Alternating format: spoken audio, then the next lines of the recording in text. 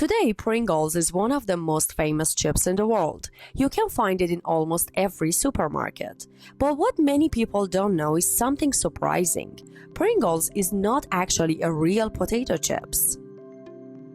In the 1960s, the company P&G had a simple problem. Potato chips were breaking inside the bags, and when customers opened the package, half of the chips were already crushed into powder. Naturally, people were not happy about this. The engineers tried to improve the packaging. They made the bags thicker and stronger to protect the chips, but unfortunately, it didn't solve the problem. The truth was that the potato chips are naturally very fragile. At this point, the company made a very unusual decision. Instead of trying to protect the chips, they asked a different question. What if we stop making traditional chips altogether? In other words, they decided to rethink the product from the beginning. So they removed real sliced potatoes from the process. Instead, they used potato powder, flour, starch, and water. They mixed all of these ingredients together. The result was a smooth dough. Then they pressed the dough into special molds. Every single piece had the exact same shape and size. They look almost like carefully engineered biscuits. This was how the first artificial chip was created. But soon another problem appeared. Even these shaped chips could still break inside a regular bag. That's when someone suggested a strange idea. What if we put them inside a cylindrical can? Many people laughed at the idea. They said it would be too expensive. They also thought the shape looked strange. No snack brand had ever used this kind of packaging before. But the product was made anyway. They called it Pringles and placed it in stores. But at first, it failed. People said the taste felt artificial. Others said it wasn't a real potato chips.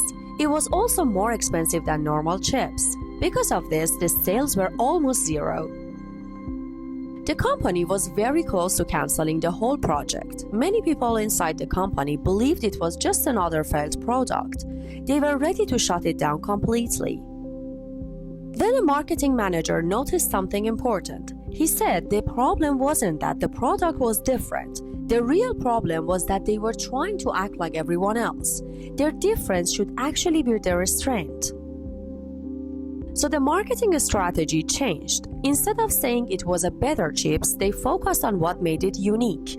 It always stayed fresh, every chips had the same shape, it didn't easily break, and the packaging was clean and neat. So what once looked like a weakness became an advantage. Now the cylindrical can stood on the store shelves. Among all the regular chips bags, it looked completely different. People's eyes naturally moved toward it. Being different made it noticeable. Soon the sales started rising quickly. Stores began ordering more and more. Pringles expanded to markets all over the world. A product that wasn't even a traditional chip was slowly taking over the chip market. A few years later, something funny happened. A court in the UK ruled that Pringles wasn't technically a potato chip. The reason was that it didn't contain enough real potato, so even legally, it wasn't considered a chip at all. So Pringles started with a mistake. It was laughed at in the beginning, and it became famous even though it was artificial. Yet in the end, it turned into one of the biggest snack brands in the world.